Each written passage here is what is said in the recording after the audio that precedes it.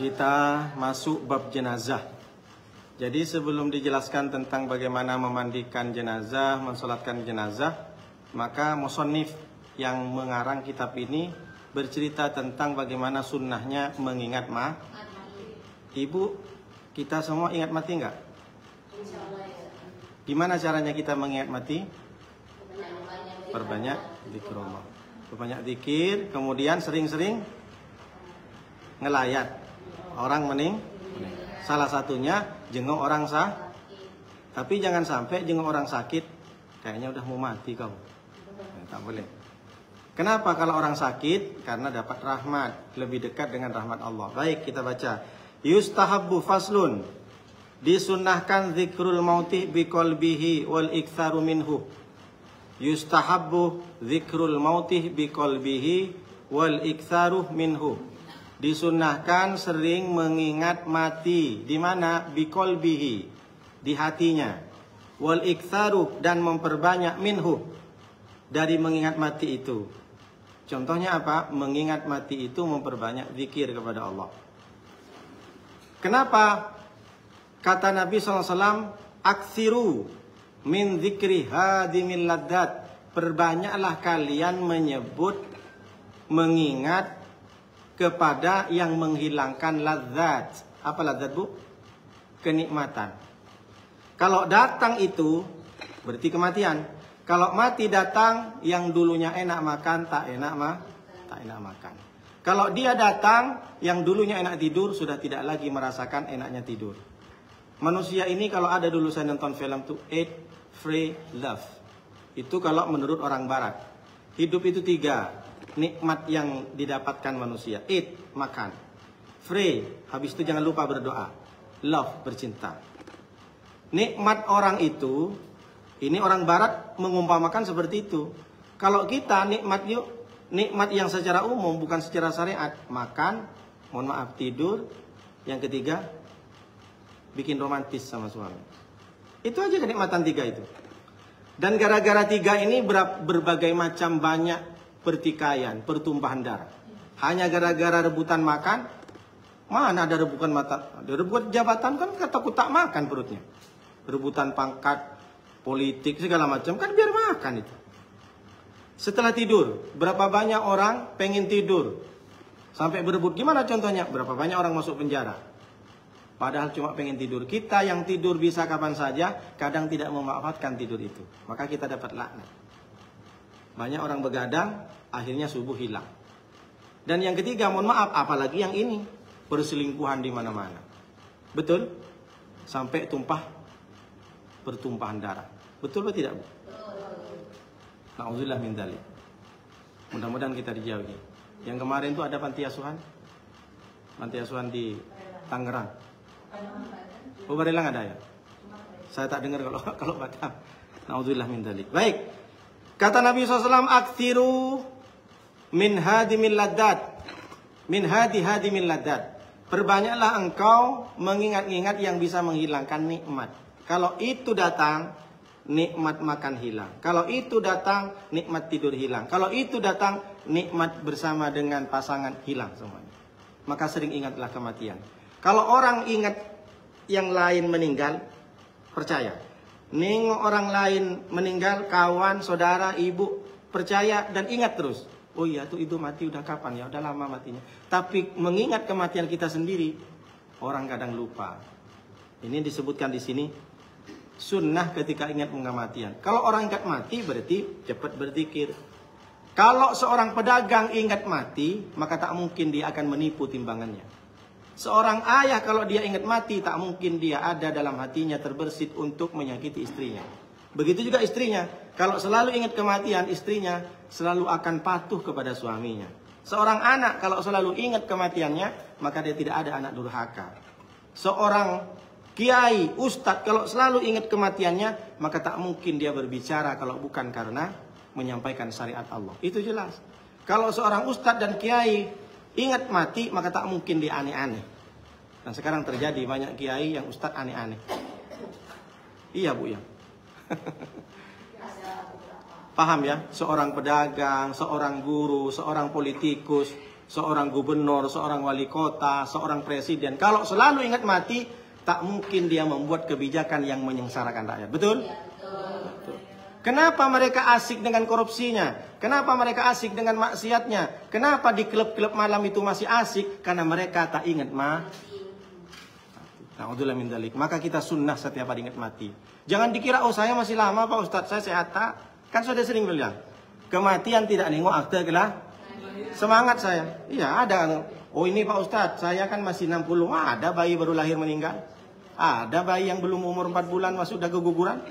Jangan dikira mati itu harus nunggu sakit. Jangan dikira mati itu harus nunggu tua. Kita semua diintai sama malaikat maut. Cuma Allah bilang, tunggu dulu. Nuruddin itu belum bertobat. Tunggu dulu MD kita itu belum hatam kitab fikihnya. Tunggu dulu. Nanti ibu pas hatam, aduh kita hatam kayaknya kita mau mati nih katanya. Enggak juga seperti itu. Iya, tunggu dulu ibu-ibu kajian fikih itu belum umroh sama Ustadz Nuruddin. Masyaallah. Promosi lagi Ustadz Nuruddin. Tunggu dulu HNI belum semuanya dapat ke cabang kantornya. Masyaallah. Alhamdulillah. Jadi yang pertama mengingat kematian. Kemudian yang kedua, wal isti'dadu lahu bitaubati.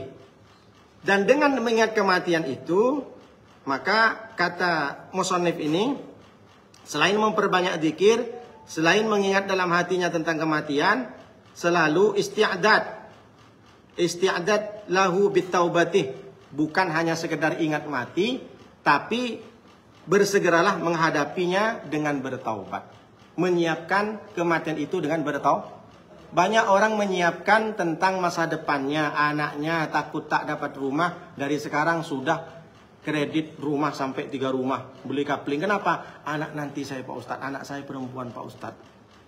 Menyiapkan dunia kepada anaknya, kepada saudaranya, tapi lupa menyiapkan kematiannya. Ustadz gimana? Insya Allah saya akan siapkan kain kafan saya. Jadi kita ini persiapkan tidak ada lagi. Apalagi saya sudah umur lewat 40. Apa yang disiapkan Pak Ustadz? Amal. Makanya sini saya bilang, ya ayyuhalladzina amanu ittaqullaha wal tanzur nafsum ma qaddamat lighad wattaqullaha innallaha khabirum bima ta'malun. Meskipun tak lumrah dan wajar seorang khotib menyampaikan, saya selalu menyampaikan ini.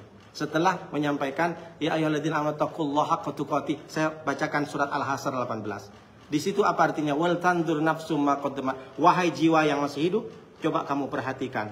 Nafsu ma qaddamat ligat, apa yang kau telah lakukan di masa yang lalu.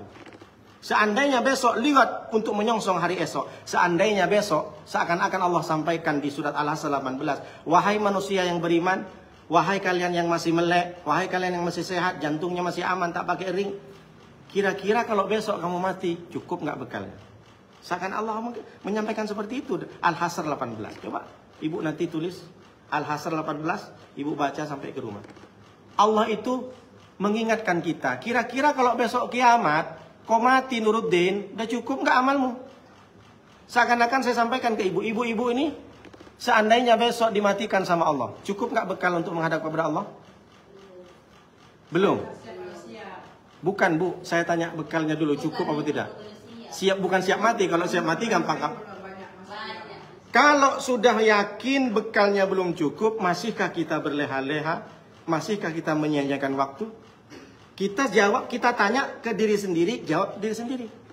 Kalau dalam hati ini merasa belum cukup amal kita menghadap kepada Allah, akankah kita harus santai-santai saja? Jangan. Kalau kita yakin sendiri, berarti seandainya besok sama dengan ibu mau ke Barelang, saya mau kampung Pak Ustadz, apa kira-kira ibu bekalnya? Banyak, baju tak mungkin bawa satu. Orang umrah saya yang 10 hari, semua nak dibawa. Dulu zamannya orang haji, cobek-cobek, pisau dibawa semua. Dulu tahun 50-70, sekarang tak bisa lagi. Padahal berapa hari aja. Seorang anak kemah, mau 3 hari ke bumi pekremahan, semua dibawa. Padahal cuma 3 hari. Lah kita akan pulang selama-lamanya. Kita meninggalkan dunia. Kita balik kampung ke surga. Kita bukan meninggalkan dunia. Justru dunia ini sementara. Makanya dunia ini tempat persinggahan, orang bilang. Dunia ini tempat persinggahan. Rumah kita sendiri di surga. Kenapa? Nabi Adam diciptakan di dunia apa di surga? Berarti kita ke surga pulang kampung. Irji'i ila rabbika radiyatan mardiyah fadkhuli wadkhuli jannah. hafal semua. Kata Allah, pulanglah engkau wahai jiwa-jiwa yang tenang. Siapa jiwa tenang? Jiwa yang beriman, jiwa yang melaksanakan kajian, jiwa yang selalu beramal bersedekah, jiwa yang sering tahajud dan duha. Maka kalau kita pulang ke rumah, cukup bilang sama suami. Kalau ada suami yang tak sholat, kalau ibu suami sholat semua. Abang masih nggak mau sholat. Gimana abang kalau mati? Gimana kalau nanti malam abang mati? Itu dipikirkan bu sama suami-suami itu. Gimana kalau aku mati? Gimana kalau aku mati? Kerja pun, gimana kalau aku mati? Ngeri bu, mati mendadak. Jadi banyak suami itu bertobat karena ucapan istri. Karena diingat, apa bahasanya? Tak perlu kasar-kasar, tak perlu berontak sama suami. Gimana kalau abang mati? Diingat tuh, gimana kalau mati? Gimana kalau mati? Itu diingat terus. Tapi jangan ditakut-takutin. Makanya di sini disebutkan wal maridu aula. Apa maksudnya? Disunnahkan wal maridu aula, apalagi orang yang sakit. Mengingat kematian bagi orang yang sehat, apalagi orang yang sakit. Dan dilanjutkan kalimatnya wa yusannu ibadatul maridil muslimi hattal armadi wal adui wal jari wal kafir in kana jaran aw qariban ghibban. Disunnahkan menjenguk orang sakit yang muslim sekalipun orang sakit mata dan musuh yang sakit ataupun tetangga. Nih tengok. Disunahkan nengok orang sakit. Tapi hati-hati, nengok orang sakit jangan nakut-nakutin, apalagi nagih hutang. Orang nengok orang sakit iya. Nanti cepat mati, hutangnya masih ada loh. Sampai ke rumah nengok orang sakit tuh ditagih hutangnya. Bro, hutang yang 20.000 gimana? Paham tuh. 20.000 ditanya. Stres bu. Makanya bu, yang menyebabkan orang mati cepat mendadak itu 50% karena salah minum obat. Ini secara teori. Yang 50%-nya karena dengerin omongin orang yang negatif. Itu orang sakit, kalau diomongin yang aneh-aneh cepat mati bu. Makanya kalau ada orang yang sakit tiba-tiba, aku gimana semalam mimpi dimasukkan ke tanah. Terus ngomong, itu berarti kau mutar lagi mati. Langsung mati deh bu. Stres dia. Maka kalau jenguk orang sakit apa? Mendoakan. Adhibin nas, angkatlah, sembuhkan manusia ini dengan sakitnya. Doakan yang baik-baik kepada orang yang sakit. Jangan sampai dibebani dengan ucapan. Jadi 50% orang sakit itu dia sembuh dengan obat, 50% sembuh dari omongan sugesti dari orang. Makanya kalau datang ke rumah sakit diingatkan. Apa salah satunya? Karena kata kitab ini, kata musannif ini menyebut kematian terutama yang sakit. Yang sakit itu dapat rahmat dari Allah dan dia secara syariat menurut ini dia lebih dekat dengan kematian. Maka caranya bagaimana? Ingatkan sholat. Cepat sholat kau. Kalau tak bisa sholat apa? Bawakan tayamum, bawakan debu. Bawakan, taruh di talam seperti ini. Udah kan? Prakteknya udah kan tayamum? Sap. Ini.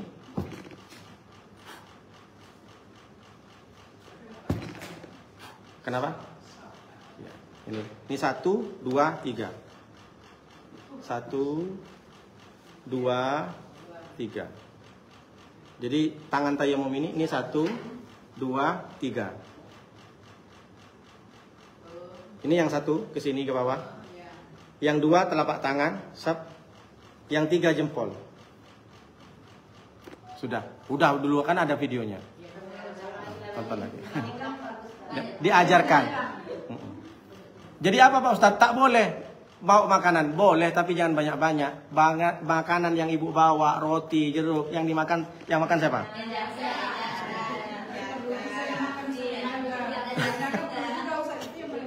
Ya.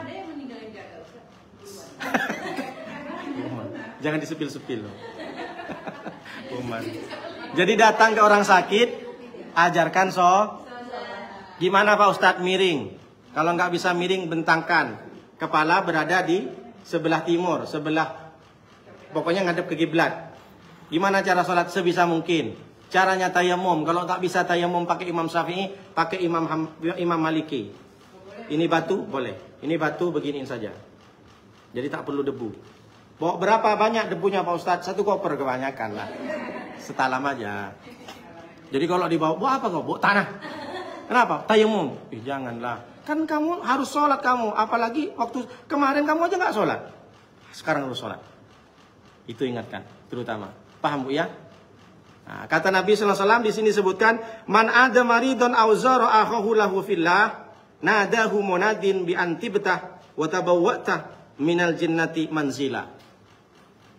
Kata Nabi SAW, man ada maridon auzara akhahu, siapa yang menjenguk orang sakit ataupun berziarah kepada kawannya, saudaranya yang sakit, apa kata Rasulullah? Nada munadin, ada orang yang memanggil. Siapa yang munadin? Itu malaikat memanggil. Memanggil orang yang jenguk orang sakit. Apa kata malaikat? Fa intibtah, sungguh berbahagialah engkau, wa tabawwa'tah minal jannati manzila. Berbahagialah engkau karena engkau akan disediakan rumah di surga. Tulis. Yang pertama, menjenguk orang sakit disediakan rumah di surga. Yang mendoakan dan yang menyuruh adalah malaikat. Jadi ibu biar semangat. Orang yang jenguk orang sakit akan dibuatkan rumah di surga. Nah, semakin banyak ibu jenguk orang sakit, semakin banyak rumah dibangun. Tapi jangan gara-gara itu terus tak mau sholat. Kok nggak sholat? Aku jenguk orang sakit, udah 3 orang. Aku punya 3 rumah di surga. Iya kalau langsung masuk surga, rumahnya kosong masih di kos di surga. Karena ibu nggak nyampe-nyampe ke surga. Kenapa nggak sholat? Harus sholat. Jangan gara-gara ini hadis setiap hari kerjanya jenguk orang sakit. Di mana orang sakit disamperin, tak mau sholat. Nah ini tak betul. Jenguk orang sakit Allah buatkan rumah di surga. Yang kedua, mamin muslimin ya'udu musliman ghadwatan illa shalla alaihi sab'una alfa malakin hatta yumsi. Orang yang jenguk orang sakit yang muslim di pagi hari, maka orang yang jenguk orang sakit di pagi hari ghadwatan shalla alaihi sab'una malakin.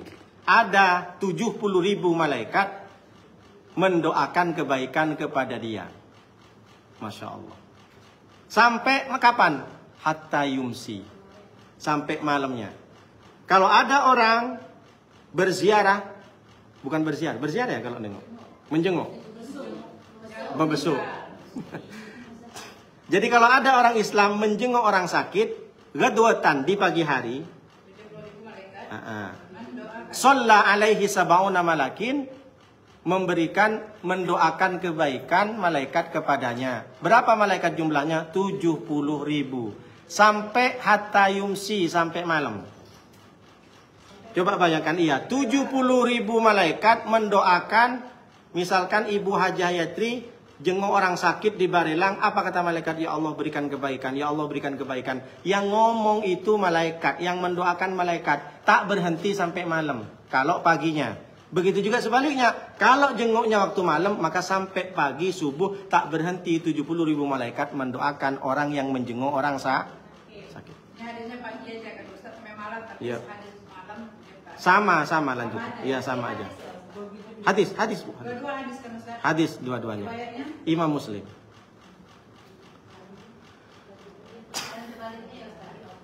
Iya, sebaliknya juga gitu.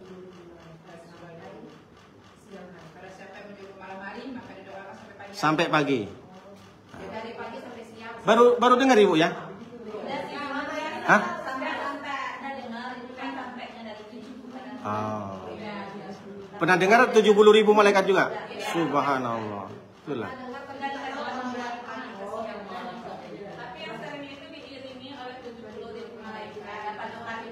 Sama aja. Kan dari beberapa riwayat lain. Tapi kalau yang di hadis yang saya baca yang begini. Kalau yang seperti itu ya mungkin ada hadis lain, tapi saya tak baca. Karena kalau hadis saya sampaikan.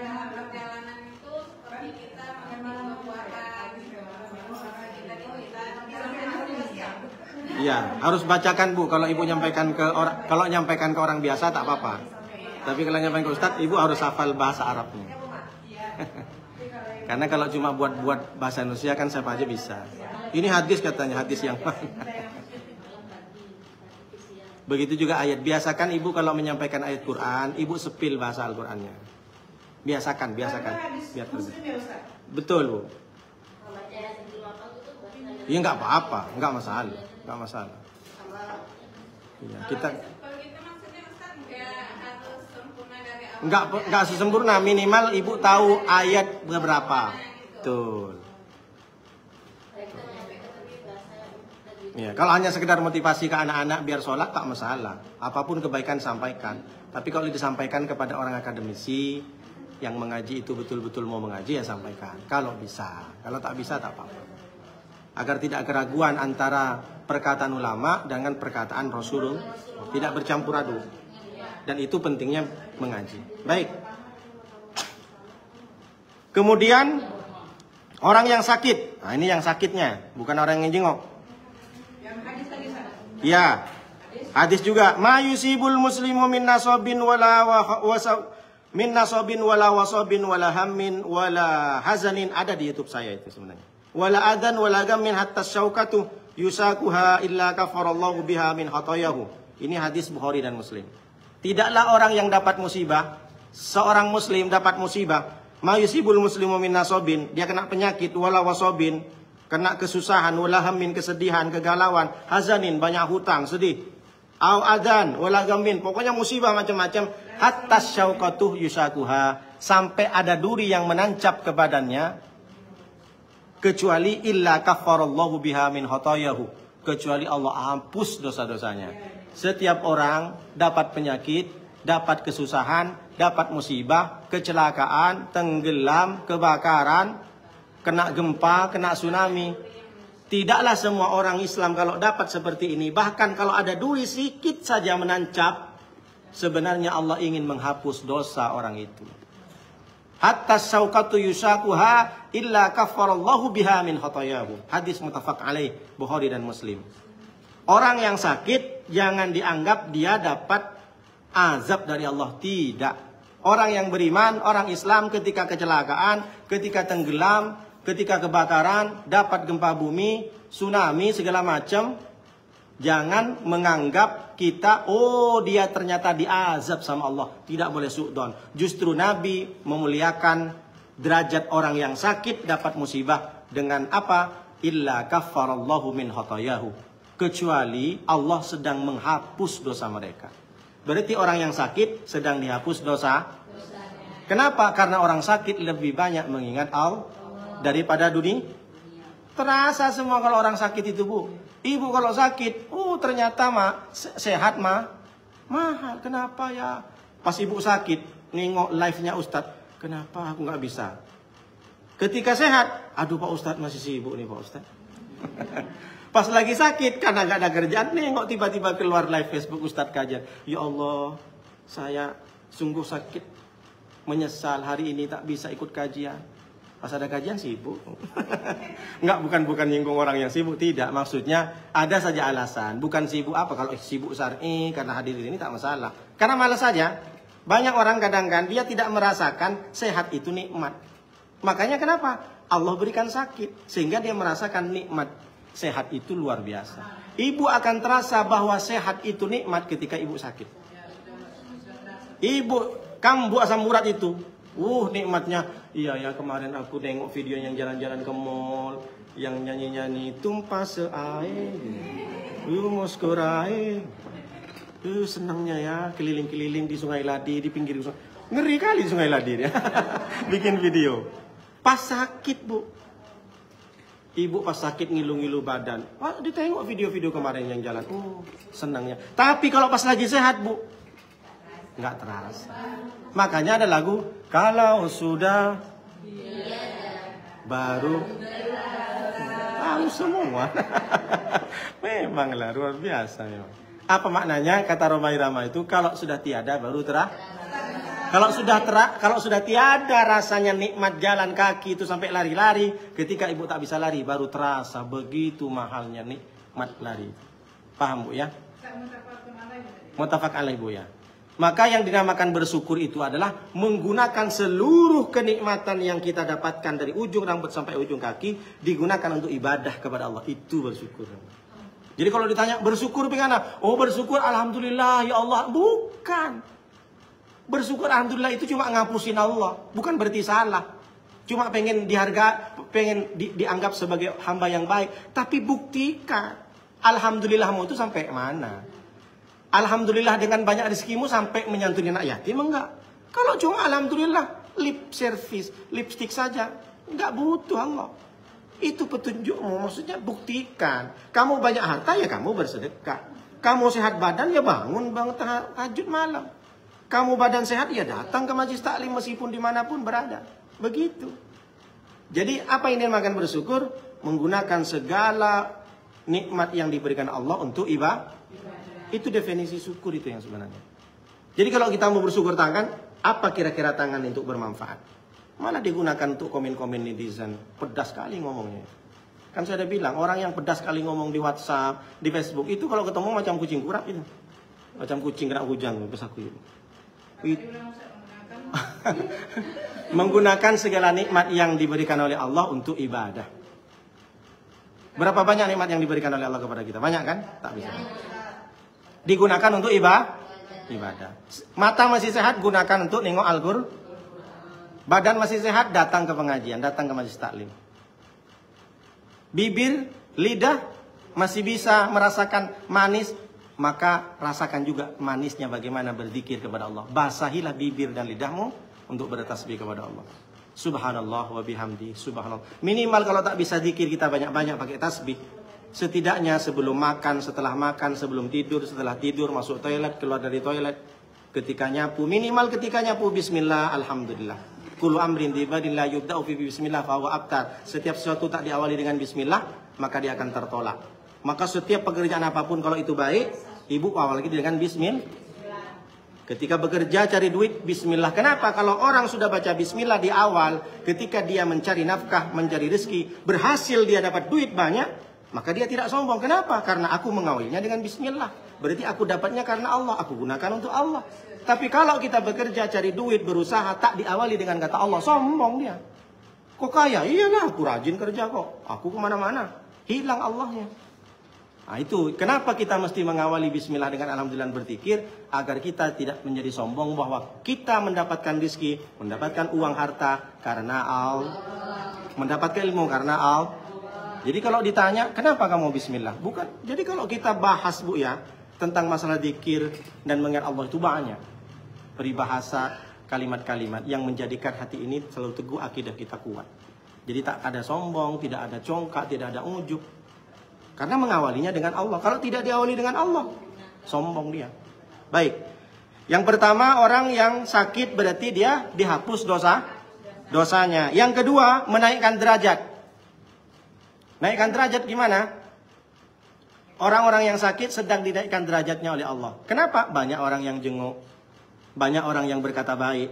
Makanya ketika dijenguk itu orang sakit, tak ada orang yang kata dokter kemarin. Kan banyak orang yang takut sakit. Pak Ustadz, kata dokter kemarin saya ini nyawa saya tinggal 3 hari Pak Ustadz.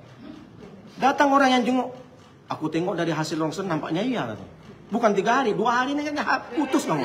Astagfirullah. Langsung mati mendadak dia Bu. Kalau ada orang yang pesimis, Pak Ustadz nih hasil ronsen saya Pak Ustadz. Karena udah tak berfungsi lagi Pak Ustadz. Prediksi sekitar seminggu Pak Ustadz. Ibu jangan bilang. Enggak. Kamu jangan percaya sama dokter. Rukun iman itu tak ada percaya sama dokter. Percaya sama Allah. Kalau sampai percaya sama dokter, rukun iman sampai 7. Jadi setelah percaya sama qada dan qadar, percaya sama dokter spesialis. Orang banyak mati tuh waktu sakit karena terlalu percaya kepada dokter. Hasil ronsen, kanker, diperkirakan mati seminggu. Rupanya tak mati-mati Bu sampai 100 tahun. Yang mati yang nganter itu. Kenapa dia kecekok? Paham Bu ya maksudnya? Iya. Maka ibu kalau nengok orang sakit, kamu masih lama. Meskipun ibu nengok hasil ronsen dalam hati, iya nampaknya mati juga orang ini. Tapi Bu, nggak dalam hati. Iya, kan saya bilang dalam hati. Ya kalau ibu nengok orangnya udah tak bisa ngomong. Ustaz. Ibu tetap baru bisa kamu masih lama. Masih lama. Sekitar 70 tahun lagi. Padahal dalam hati. Udah. Ya, yang penting tak boleh sugesti itu. Banyak yang sakit itu kalau dibawa uang sembuh. Itu lain lah Bu. Iya.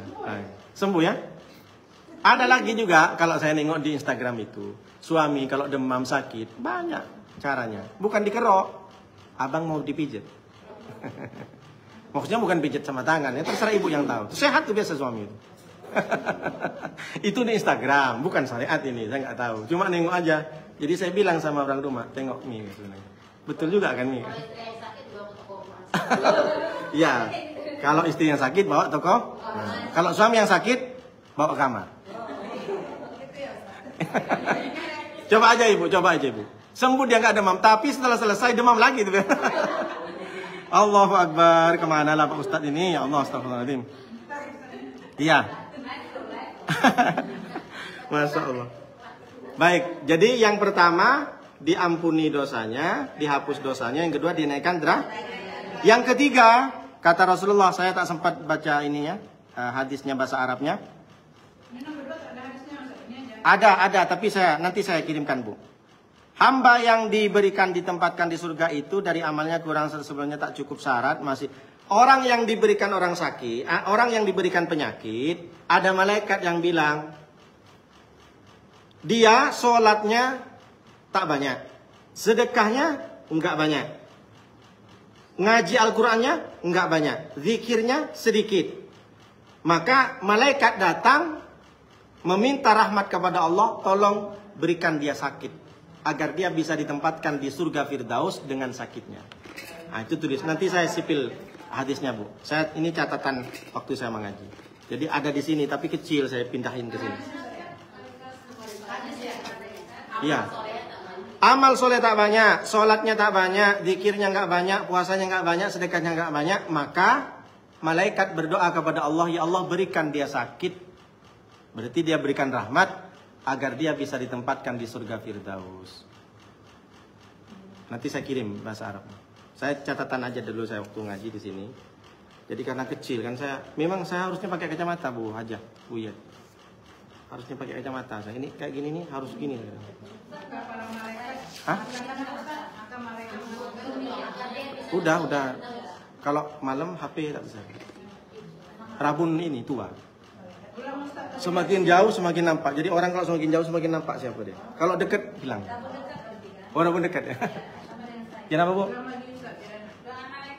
Iya, malaikat mendoakan kepada Allah untuk memberikan sakit kepada orang yang sakit karena amalnya sedikit, sholatnya kurang, sedekahnya kurang. Maka malaikat berdoa kepada Allah, ya Allah berikan turunkan rahmat kepada dia berupa sakit agar dia dimasukkan ke surga Firdaus. Nah. Ya, agar dia bisa ditempatkan di surga Firdaus. Kenapa malaikat mendoakan kepada Allah seperti itu pada orang sakit? Agar amal yang dia tak cukup dengan sakit itu Allah turunkan rahmat menjadi cukup bekalnya. Agar dia diberikan surga Firdaus. Iya, ditempatkan di surga Firdaus. Kalau diberikan surga Firdaus yang lain tak dapat Bu. Dia aja yang dapat. Ditempatkan, bukan diberikan. Ditempatkan di surga Firdaus. Jadi sekarang kalau ada yang sakit jangan mengeluh, perbanyak zikir mengingat kematian. Jadi tak perlu risau. Allah sudah menentukan ya Bu Isulis ya. Siapapun di antara kita yang sedang sakit, berarti Allah sedang menyayangi kita. Kenapa? Allah ingin memberikan waktu kepada kita bahwa kita lebih berkualitas bersama dengan Allah. Mungkin kalau sehat kita sedikit zikir, tapi ketika sudah sakit. Jadi apa maknanya ini Bu? Sakit dan sehat semuanya nih. Jangan sampai menyalahkan Allah. Ya Allah, saya sudah banyak bersedekah, saya sudah banyak ibadah, kenapa saya selalu dikasih cobaan dengan penyakit ini? Enggak boleh begitu. Ini akidah namanya, tanamkan dalam hati ini. Ya kalau tak sembuh-sembuh nanti tanya obat herbal di HNI. Jangan lupa like, share, komen. Masyaallah. Itu ya. Sudah paham? Oke, kita lanjut. Nih, enggak selesai nanti ke babnya. Kemudian orang kafir dhimmi, ibu menjenguk orang sakit jangan pilih-pilih. Musuh pun sebagaimana Rasulullah ketika ada seorang nenek tua, perempuan tua yang meludah ke muka Rasulullah. Ludahnya bukan Balgham, Bu, bukan ludah biasa. Balgham itu kerak, apa namanya? Dahak. Dahak yang kental itu. Sampai ke muka Rasulullah. Ketika Rasulullah lewat, mau ke masjid, tak ada nampak perempuan tua itu. Dicari sama Rasulullah. Rupanya terbaring sakit. Dijenguk. Bayangkan, kawan yang sok-sok besti, yang nge-like, yang mantap-mantap, tak ada yang datang. Yang nge-like kawanmu berapa di Facebook? 1000, Pak Ustaz. Di Instagram 5000. Di TikTok 11.000. Waktu sakit siapa yang datang? Ada datang? Tak ada, Pak Ustaz. Yang datang siapa? Itulah kawan sejati. Tapi dia ngucapin, Pak Ustaz, di mana? Di WhatsApp, Pak Ustaz. Sembuh ya, amin, amin, amin, amin, amin, amin. Sembuh ya, amin, amin, amin, amin, amin. Padahal besti nongkrong. Diajak terus. Pas sakit, hilang. Maka kalau ibu pengen tahu berkualitas tidaknya kawan kita, betul-betul besti itu, kita tengok ketika kita sakit. Kalau kecuali memang sibuk dengan alasan syar'i. Jadi musuh pun kita boleh sunnah menjenguk. Akhirnya apa yang terjadi? Nenek tua itu masuk Islam. Nangis dia di depan Rasulullah. Kebayang coba. Yang katanya kawan tak datang, ini rupanya yang kuludahin mukanya datang. Itulah akhlak Rasulullah SAW. Kita bisa niru, bisa, tapi berat memang. Jangankan mau jenguk, Pak Ustadz. Pas nengok musuh saya sakit, Pak Ustadz, mampus. Itu kan? Enggak, maksudnya bukan di sini, Bu. Di sinetron. Nah, iya, kualat. Makanya dari kemarin asik nak ngomongin aku di luar. Emang aku nggak tahu. Kenapa kau tahu? Banyak aku mata-matanya katanya. Pas sakit, nah mampus. Tak boleh. Boleh jadi kita itu dapat pahala banyak karena memaafkan. Uiddatil muttaqin. Siapa orang yang bertakwa itu adalah alladzina yunfikuna as-sarra wad-dharra wal kadiminal ghaidha wal afina. Surat apa? 100. Mantap Ustazah. Ibunya Ibu Haja Ustazah Martini. Itulah hebatnya orang mengaji kan. Makanya saya bilang untuk mendakwahkan, untuk menyampaikan ilmu, tak usah ibu sibuk-sibuk mondok. Ibu udah telat. Saya mau mondok Pak Ustaz biar dapat sanad, nggak perlu. Banyak guru. Ada Ustaz Chandra tanya baca buku. Masih banyak meremehkan Ustaz. Ya biasa. Anjing menggonggong kafilah. Anjing menggonggong sembelih aja. Gitu. Nggak usah pesimis, teruslah berdakwah. Selama masih ada kebaikan dan selama yang disampaikan ayat itu benar adanya, silakan sampaikan. Oke Bu ya. Nah, kalau untuk mengajak orang untuk sholat pun tak perlu harus nunggu saya harus pintar baca kitab kuning, beda. Kalau kitab kuning kan yang mengajar ke santri gitu kan. Kalau untuk mengajak orang sholat bersedekah tak perlu. Yang penting mau nggak kamu berdakwah, mau nggak terjun, mau datang. Ya Bu Ibu. Baik, Ibu Direktur HNI aja mau mengaji. Seharusnya saya mengaji ke beliau kan. Pengalamannya banyak, wawasannya banyak. Ini gara-gara diajak ke kantornya kemarin. Iya, tak pernah diajak, makanya sering-sering mengajak. Iya, dikasih minum susu kambing plus bandrek HNI. Masya Allah. Lanjut Bu, kemana-mana lah Ustadz ini. Kemudian orang kafir Bu, orang kafir boleh dijenguk. Kafir dhimmi, tapi kan mu'ahid. Jadi bukan kafir yang harbi, bukan kafir Israel. Maksudnya kafir itu kan, kafir ini sebenarnya Bu, bukan kata-kata kasar. Orang yang non-muslim itu dibilang kafir tak terima. Padahal kafir ini kan tertutup dari rahmat Allah karena tak percaya sama Allah. Jadi kafir ini tak mau percaya sama Allah. Sudah titik. Bukan berarti jelek. Secara keduniaan kalau dia baik ya tetap orang baik. Tapi di akhirat beda karena dia meninggal tidak membawa kalimat la ilaha illallah. Makanya kata Allah itu wa qadimna ila ma'amilu min amalin faj'alnahu haba'an mansura. Orang yang tidak Islam, tidak mengaku kepada Allah, dia berbuat baik. Ini versi Allah. Jadi kalau tak terima, kok bisa ngomong itu ya? Kan versi agama kami, versi Al-Quran. Sebanyak apapun kebaikan yang dia lakukan, tapi kalau dalam dirinya tidak ada la ilaha illallah Muhammad Rasulullah, maka di akhirat selesai dia, tidak dibalas. Beda dengan kita. Kita nggak terlalu baik, nggak sempat bikin masjid, nggak sempat menyantuni yatim sampai 1 juta orang, tapi kita ada la ilaha illallah, kita masih bisa mencicipi nikmatnya surga. Kalau dia haba'an mansura, bagaikan debu bertembangan. Jadi amal baiknya di dunia Allah kasih di dunia aja balasnya. Makanya Allah tambah kaya, Allah tambah sukses, tambah banyak pabriknya, tambah banyak usahanya. Allah balas di dunia, di akhirat no. Fala yuqbalu minhu, tidak akan diterima orang itu kalau bukan dengan agama Islam.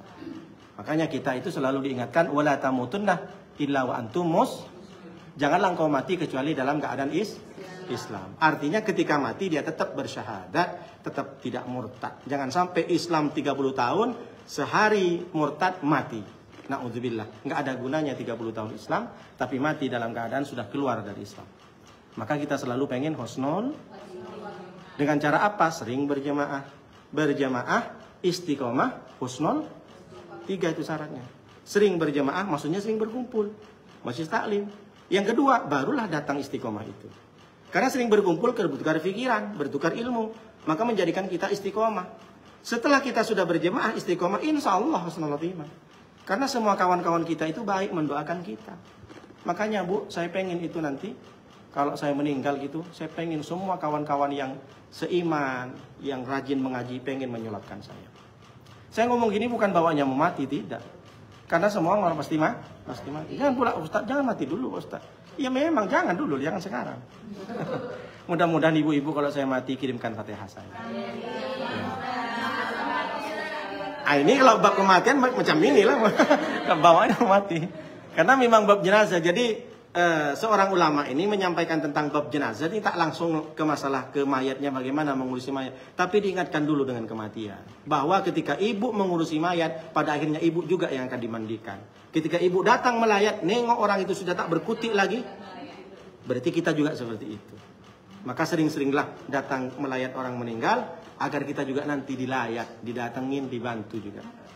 Karena kalau yang untuk menengok orang sakit yang maksudnya yang murtad tadi, yang non-muslim itu merupakan anjuran ya Ustaz?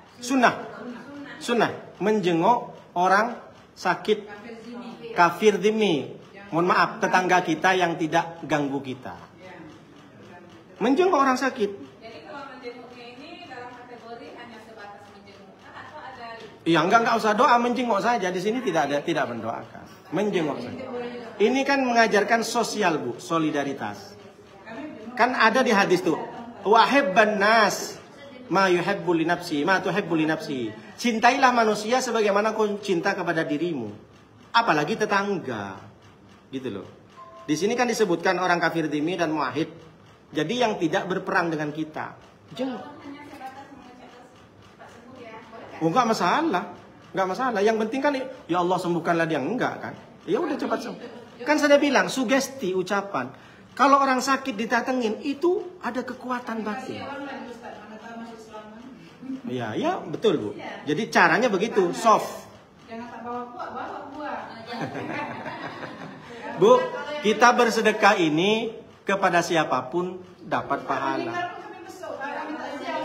Untuk kita tetangga kami datang. Betul. Tapi dia tahlilan kami tak datang. Iya. Iya, istilahnya kata Bu Ma.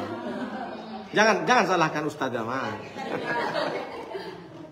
Ya maksudnya kata beliau itu kan ada juga doa-doa. Kita ya betul, baik. Hendaklah menjenguk apabila ya seorang kerabat atau tetangga atau kerabat. Ini perhatikan baik-baik. Yang lebih utama sunnah itu yang kafir dhimmi itu kerabat atau tetangga. Berarti ada hubungan kawan, ada hubungan kerabatan dan seperti itu. Kalau tak kenal, tak disunnahkan. Maksudnya tak kenal sama sekali, Ingat loh, tetangga itu 40 ke kanan, 40 rumah ke kanan, 40 rumah ke kiri, 40 rumah ke depan, 40 ke belakang. Jadi meskipun ibu tak kenal, tapi 40 rumah kata Imam Sufyan Ats-Tsauri itu tetangga datang. Kalau ibu tak kenal sama sekali, ya nggak ada sunnahnya di situ. Seperti itu. Paham? Hendaklah menjenguk orang sakit itu dilakukan sekali-kali dan diringankan, tidak lama. Jadi di sini bahasanya yukhaffifu wa yad'u lahu bil afiyah. Meringankan tuh maksudnya jangan lama-lama. Jenguk orang sakit itu cukup datang, memotivasi, mendoakan, selesai. Tak usah sampai 2 hari 2 malam, itu bukan jenguk orang sakit. Nungguin makanan dari orang. Kan makanannya banyak kan. Datang lagi. Pak pejabat datang lagi, makanannya enak Pak Ustaz. Tunggu dulu lah. Tak usah balik dulu. Tujuannya lain lagi. Itu yang dimaksud. Orang sakit menyediakan makanan kepada yang membesuk itu hukumnya apa Ustaz? Enggak masalah. Mubah-mubah saja. Ya mubah-mubah saja. Orang sibuk dibeli begadang saya jangan memberatkan nanti kan. Tapi dia mau dikasih sedekah. Ya nggak apa-apa, berarti kan keinginan dia Bu. Malah bagus. Kita yang harus senang. Ya kan itu yang sedekah keluarganya, apalagi yang sakit orang kaya. Buat apa? Selama masih dia hidup ya udah bilang orang kaya itu, tolong semua duit dikeluarkan. Bagus malah. Nggak pulang-pulang orang itu kan. Nanti habis makan nasi padang apa? Ini gugulan pron katanya. Tapi Bu, memang Bu, orang sakit itu kalau dijenguk dia bertambah semangat. Nah, itulah makanya Bu. Jadi ibu nanti jangan terpaku, jangan apa namanya, kalau mau jenguk, aduh saya tak bawa apa-apa. Enggak perlu. Datang aja. Orang yang sakit, keluarga yang sakit itu udah seneng Bu. Itu kadang yang memberatkan, aku tak bawa apa-apa, nggak mau jenguk lah. Itu yang salah. Kalau memang ibu tak punya apa-apa, tak ada yang mau dibeli, ya udah berangkat aja. Ada duit juga dibeli roti kelapa, beli roti kelapa aja cukup. Nggak usah malu. Ini sekarang banyak orang jenguk orang sakit hanya takut malu. Bukan malu sama Allah. Takut tak diini sama manusia. Takut tak, alah jenguk orang sakit kok cuma roti kelapa. Nah, akhirnya kan kenapa? Terlalu berharap kepada manusia, takut kecewa kalau dijelek-jelekin. Berarti kan bukan karena Allah datangnya. Datang saja jenguk itu sudah sunnah. Perkara oleh-oleh nanti. Baik. Hendaklah menjenguk, mendoakan kesehatan baginya jika ia mengharapkan kehidupannya. Kalau tidak, maka ia anjurkan orang sakit itu untuk bertaubat dan memberi wasiat. Kalau ibu nengok orang sakit ini sudah parah, maka ibu lebih banyak mendoakan terus. Kalau masih tak parah, ibu memberikan nasihat. Salah satunya ingatkan sholat. Tapi kalau nengok orang sakit ini sudah parah, udah tak bisa ngomong lagi, maka justru di sini dianjurkan untuk menyuruh bertaubat. Dengan kata lain di sini ada disebutkan la yamutun ahadukum illa wa yusnidon. Takut nanti orang sakit ini dia berprasangka yang tidak baik kepada Allah. Makanya kata Nabi, la yamutun ahadukum illa wa huwa yusnidzannah billah. Janganlah kalian mati kecuali kalian husnudzon kepada Allah. Jadi memberikan motivasi, mendoakan kepada orang sakit. Takut orang sakit ini menyalahkan Allah ketika dia mati. Kenapa saya ini kurang baik gimana kok cepat mati? Itu perlu disampaikan sugesti ini Bu, bahwa orang meninggal itu bukan orang yang dibenci Allah.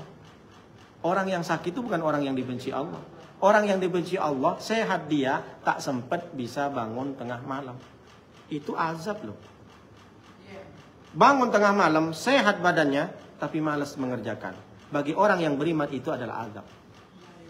Orang yang diazab itu bukan orang yang kecelakaan. Orang yang diazab sempat dia ambil wudhu, tapi tak mau diambil wudhu. Lebih mementingkan yang lain. Ini bagi orang yang beriman. Maksudnya orang yang sudah mengaji. Berarti siapa? Bagi kita, bagi saya terutama. Kalau saya tak bangun sholat tahajud malam, berarti saya diazab. Kenapa diazabnya? Di siang hari terlalu banyak perkara sia-sia, sehingga malamnya tidak bisa mendapatkan kenikmatan dan manisnya beribadah kepada Allah. Orang yang diazab Allah, dia tidak merasakan nikmatnya manisnya beribadah tengah malam. Kenapa? Dia merasakan biasa saja meninggalkan tahajud. Padahal itu adalah manisnya iman. Padahal waktu itu Allah senang, Allah sayang, Allah menunggu doamu. Yanzilu tabaraka wa ta'ala fis sama. Turun Allah itu ke langit. Bukan berarti Allah melayang, tidak. Turun rahmatnya, turun pembukaan doa karena tidak ada yang ngantri. Bagi orang yang beriman, bagi orang yang sudah mengaji ini, azab itu adalah diberikan kesempatan tapi tidak gunakan kesempatan untuk beribadah Allah. Pagi dia harusnya berduha meskipun 2 rakaat, tapi tak sempat, dia sibuk dengan bisnisnya. Padahal Allah kasih kesehatan yang baik. Bayangkan waktu duha kamu tak bisa bergerak. Nih bisa bergerak, ingat gak sama Allah? Karena kalau kita mau masuk surga dengan sholat sedikit Bu, sholat kita berapa menit? Itu pun lupa-lupa kadang kan. Sedekah kita, emang sedekah kita setiap bulan 1 miliar? Enggak. Kalau ada duit, tak sempat bersedekah meskipun 2.000 sehari, kan aneh. Makanya saya bilang, sering sampaikan, buatkan celengan sedekah subuh. Ya, alhamdulillah, bagus. Doakan, doa sama Allah. Ya Allah, berikan anak saya yang cerdas, yang soleh. Lindungi suami saya dari gangguan pelakor-pelakor, ya Allah. Harus itu. Emang tak sakit hati Bu diambil pelakor? Suami yang soleh aja. Ya soleh itu kan termasuk Bu. Dia tak tergoda dengan, apalagi ganteng banyak duit suami Ibu. Masya Allah. Abang, boleh bang aku jadikan yang kedua?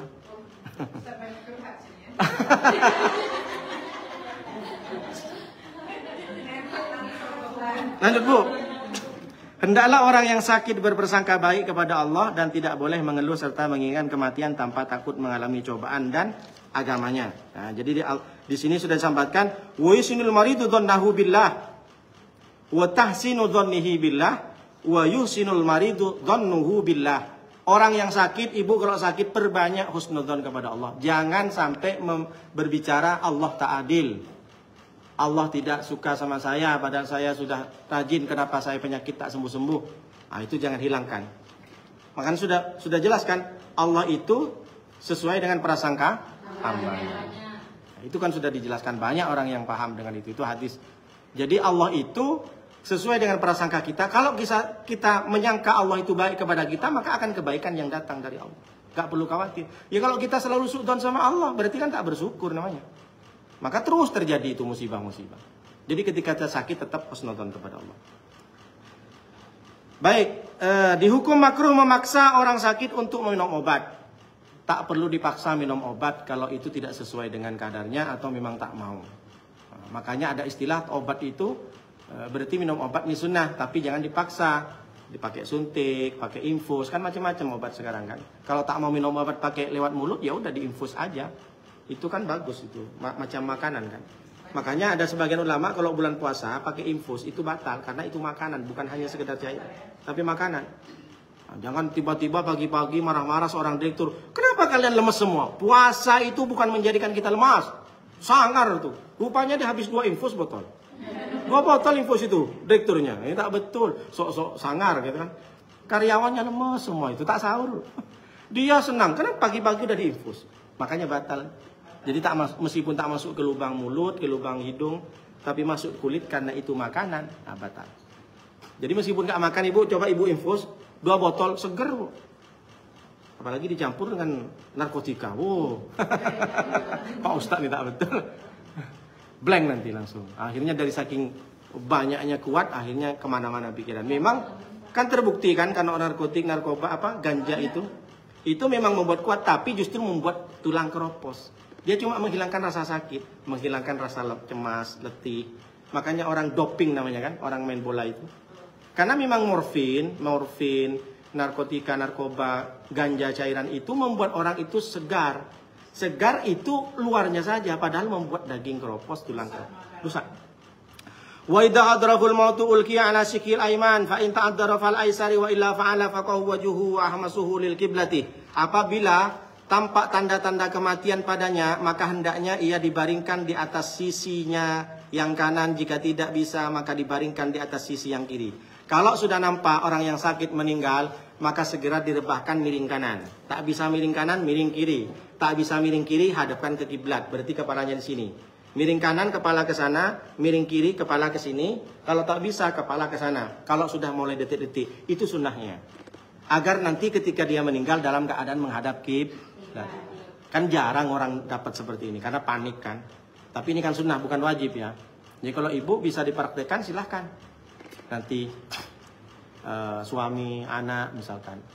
Ibu kan sehat terus gitu kan. Rupanya suami, kan banyak suami istri itu lebih dulu suaminya, lebih dulu istrinya.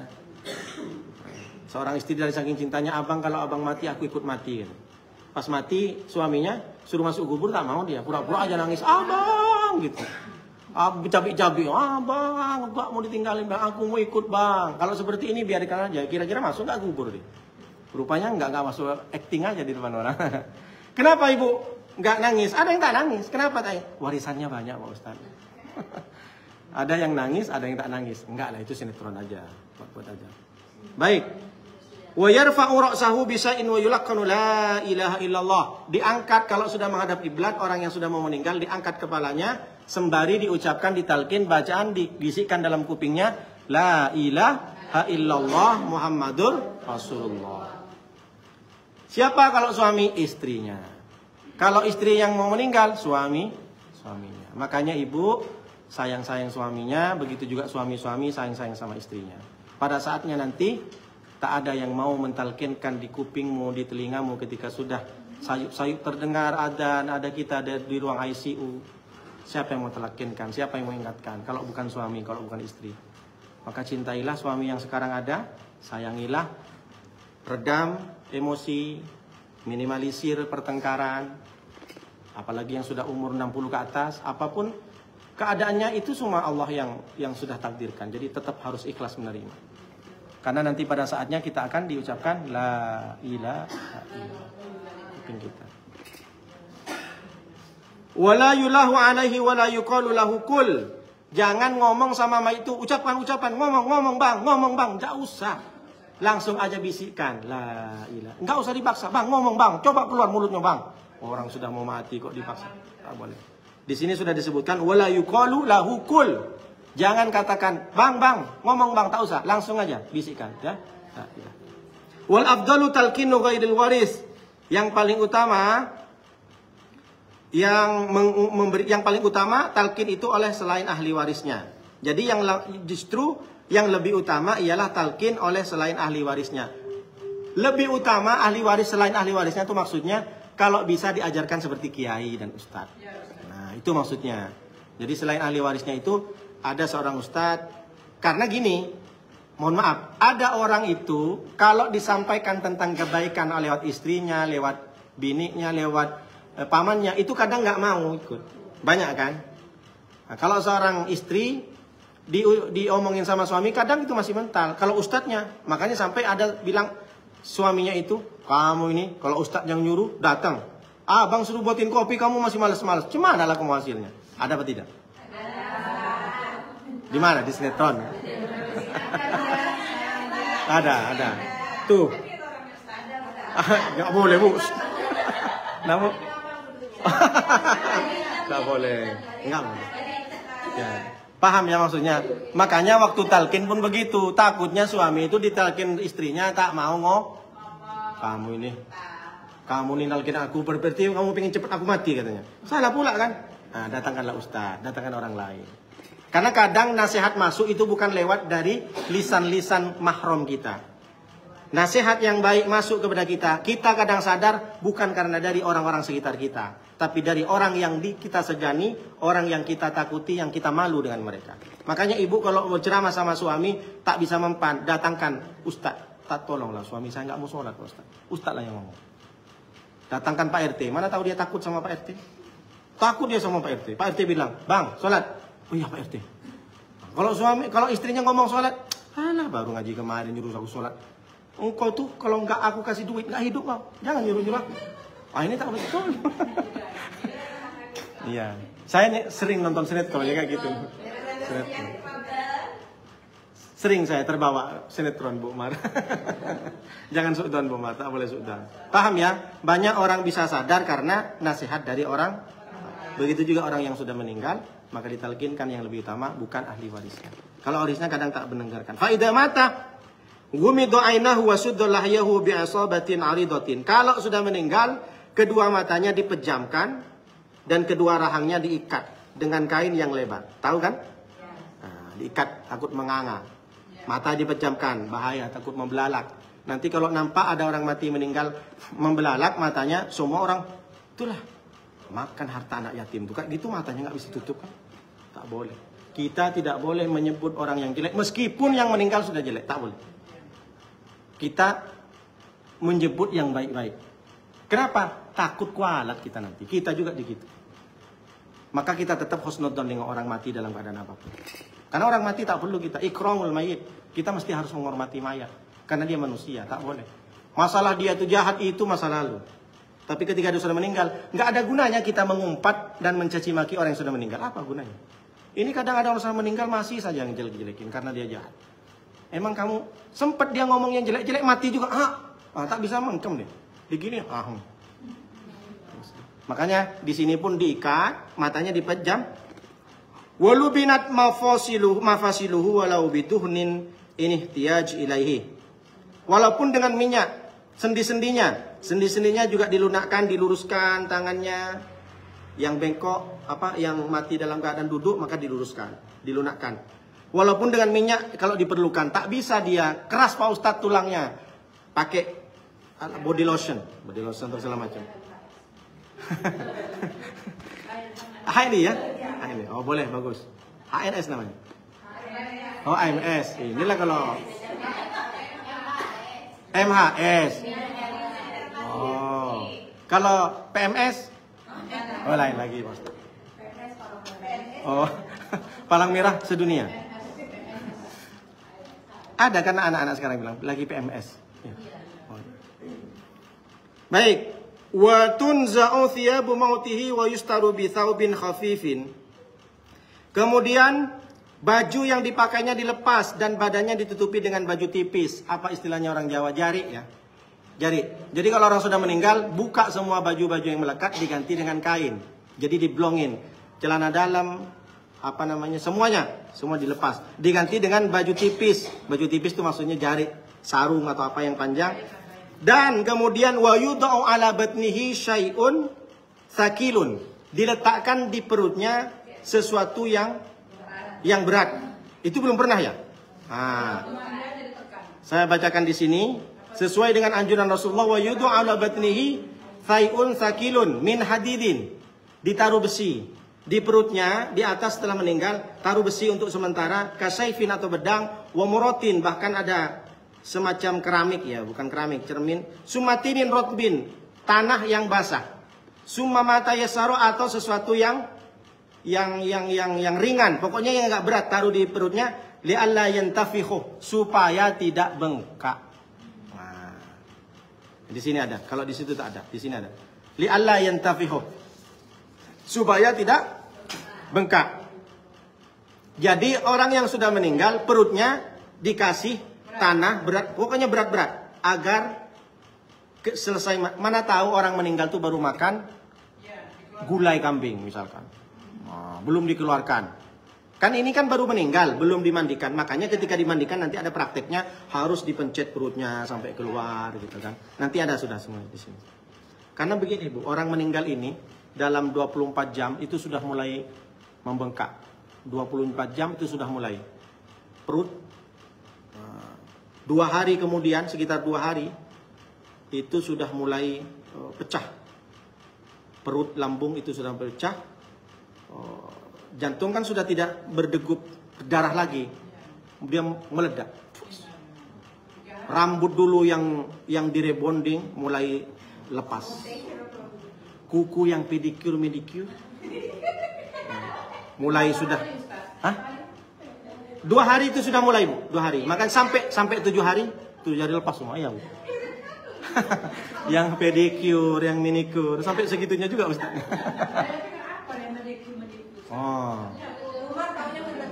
Oh iya.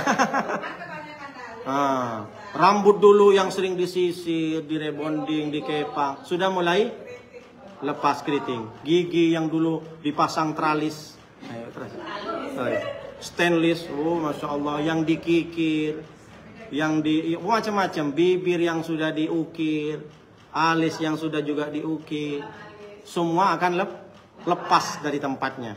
Tapi jangan gara-gara ini Ibu besok bangun tidur enggak sisiran, macam singa gitu. Ditanya sama suaminya, Mama kenapa? Semua ini lepas Bang. Emang Mama mau mati ya? Kata Ustaz Nuruddin, bukan berarti tak sisir guys. Kayak singa kan bangun tidur. Terus Ibu nggak bedak lagi, nggak parfum, nggak ada gunanya Bang. Ini dimakan cacing tanah semuanya. Apa? Ditanya sama Ustaz Nuruddin, bab apa? Bab kematian rupanya. Enggak seperti itu maksudnya. Oh ya. Jadi maksudnya jangan sampai kita lama nyisir rambut, lama pedicure, manicure, tidak ingat Allah. Berapa banyak orang yang tengok lah di mall di pedicure itu seharian coba. Muslim kalau lagi haid tak masalah. Coba hanya gara-gara kukunya, masya Allah, kukunya itu pakai apa tuh? Kuku kakinya itu Bu, lama 2 juta. 1 kuku 2 juta. 10 kuku berapa? 20 juta.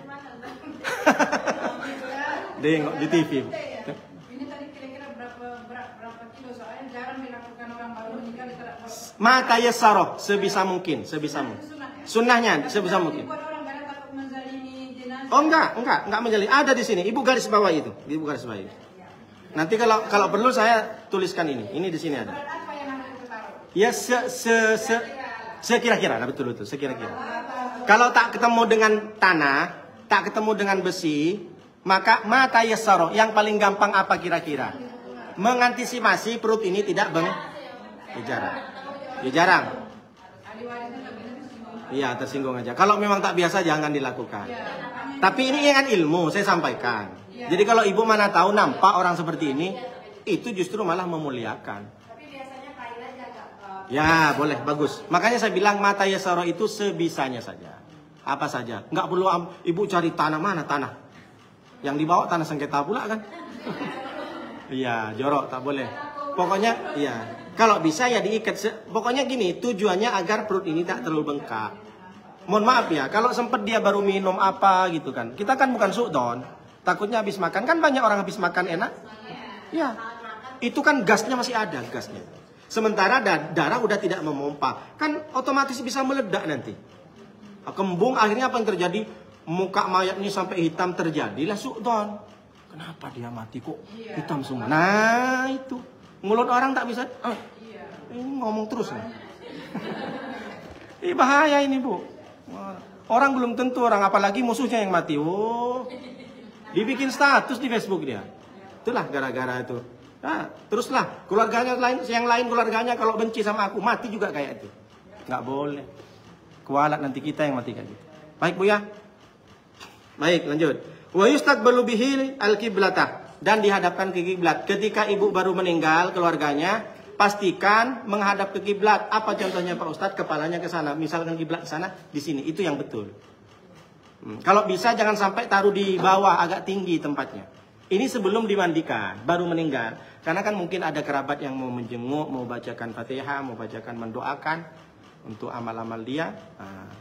Kan nggak langsung biasanya. Tapi memang lebih bagus, lebih cepat kan cepat dikubur. Kalau kuburnya sudah siap. Kalau di Madura, mohon maaf bu ya. Orang-orang yang tua itu dia dah biasa bu, sudah tradisi buatkan kuburan aku itu. Jadi istilahnya begini, itu sudah sakit-sakitan, udah dibuat kok kuburnya. Itu biasa bu di Madura. Nah, karena gampang, murah, beda dengan di sini. Di sini masih harus pesan. Iya langsung bu. Dia kalau sudah sakit-sakitan bu, orang tua anaknya itu langsung gercep, buatkan kubur. Bukan berarti mengharapkan, tidak. Mereka malah justru disuruh sama yang sakit. Tolong buatkan aku kuburan di sebelah mamamu ya. Itu namanya bu orang yang menghadap kepada Allah betul-betul mempersiapkan kedatangannya kepada Allah. Kenapa? Dia tidak sedih karena ingin berjumpa dengan Robnya. Ibu kalau tak mati kapan? Gimana caranya ketemu sama Allah? Kalau kita tak mati gimana caranya kita masuk surga? Gimana kita caranya nikmat di kubur? Kita ada kehidupan juga di alam barzah itu. Kita dapat nikmat. Makanya didik anak yang soleh.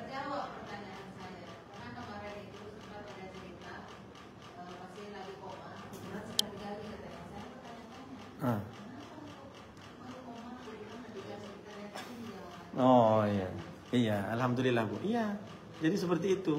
Ibu,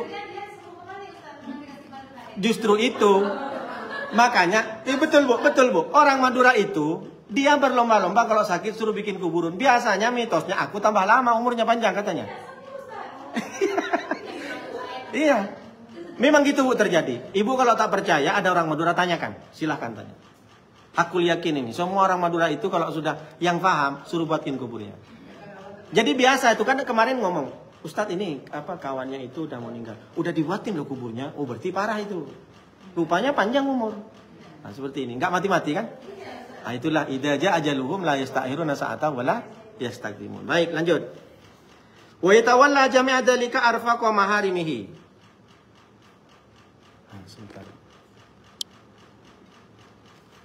Kemudian mayit didoakan.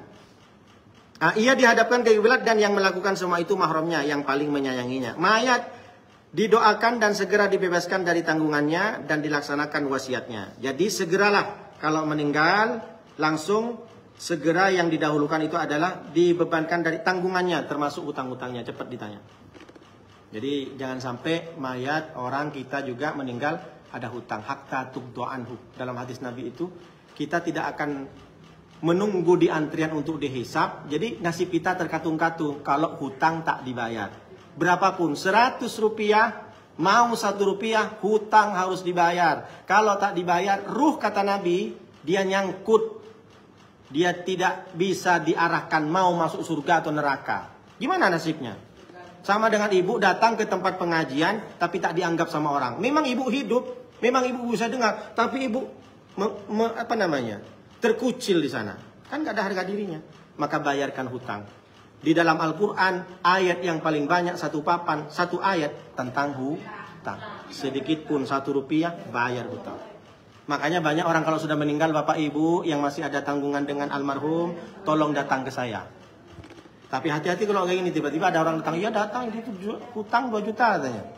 Teruk juga orang yang mau bayar ahli warisnya. Ingat Bu ya, hatta tubdo'an. Amalnya itu semuanya nyangkut, tak dihitung dulu sama malaikat. Kenapa? Kamu masih hutang. Bayarkan hutang. Kasih tahu sama yang lain. Yang masih hutang punya. Ini hanya mau bayar.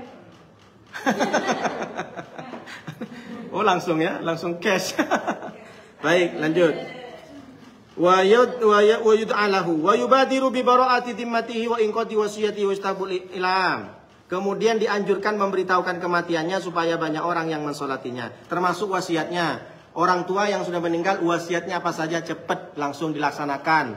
Dia mau ngasih tanah, mau ngasih apa, cepat dilaksanakan ketika meninggal. Karena wasiat itu akan bisa dilaksanakan kalau yang berwasiat meninggal. Kalau yang berwasiat tidak meninggal, maka wasiat tidak boleh dikasih. Jadi orang tua bilang, tanah yang di belakang sumur itu, di belakang masjid itu, aku kasih ke anak yang pertama. Tapi orang tua ini tak mati-mati, maka jangan dilaksanakan. Maka itu bukan wasiat namanya, tak boleh. Nah, makanya ada orang yang agak jahat didoakan, ya Allah kapanlah mati ayah, biar wasiat itu segera aku jual. Na'udzubillah min dzalik. Durhaka anak ini kan. Menderita dia dunia dan akhirat. Jadi kalau ada wasiat cepat dilaksanakan karena itu sudah sah dilaksanakan. Wasiat akan bisa sah dilakukan kalau yang berwasiat sudah meninggal. Dan yang terakhir dianjurkan memberitahukan kematiannya supaya banyak orang yang manfaatnya. Jadi wa yustahabbul i'lam bi mautihi lis-shalah. Wa yustahabbul i'lam bi mautihi lis-shalah. Jadi sunnah menyiarkan. Nah, karena ada orang yang tak suka menyiarkan orang yang meninggal. Ini ada. Ibu garis bawahi. Wa yustahabbul i'lam, disunnahkan memberitahu bi mautihi dengan matinya seseorang lis-shalah. Agar apa? Agar banyak yang mensolati. Karena banyak orang yang mengatakan mengumumkan orang yang meninggal itu tidak ada zaman Rasulullah, bid'ah, masuk neraka. Ini tak betul. Ini berarti tidak memuliakan. Sebarkan meninggal. Makanya kalau sekarang kan sudah canggih pakai flash. Ada juga yang tak terima, jangan sebar-sebar wajah bapakku. Agar orang tahu, mendoakan. Oh ini yang meninggal. Ini guru saya loh. Ini contoh. Ini. Iya. Kenapa? Tapi kadang ada ya orang keluarganya tak terima. Sebenarnya salah dia. Mana tahu orang tak tahu namanya, tapi tahu wajahnya. Ini bapak yang pernah sholat loh sama aku. Ya Allah, akhirnya datang dia. Gara-gara nengok wajah. Makanya banyak yasin itu foto almarhumah. Ada yang foto selfie juga foto. Tidak masalah itu. Agar orang tahu, oh yang meninggal ini yang. Ya kalau ditanya zaman Rasulullah yang nggak ada. Tapi ini disunahkan. Paham Bu ya? Baik, persilakan kalau ada.